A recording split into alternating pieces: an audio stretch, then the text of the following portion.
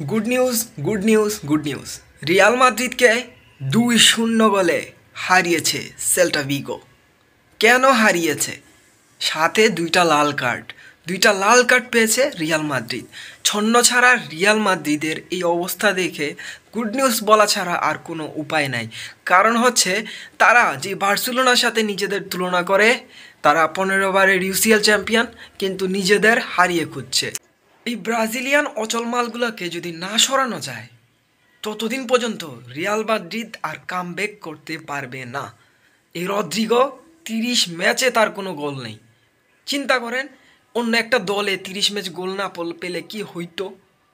এই ভিনিসিয়াস গোল পায় না, শুধু এক এমবাপ্পের উপর টিকে আছে, অথচ এমবাপ্পেকে কেন বেতন বেশি দেয়, এই সেই কোচের সাথে ভিনিসিয়াস জুনিয়রের বনে না, এইসব বাজে অবস্থা রিয়াল মাদ্রিদে চলছে। এই ব্রাজিলিয়ান মালগুলাকে বাদ দিতে হবে, তাইলেই সব কিছু সম্ভব, এছাড়া কোনো কিছুই সম্ভব না।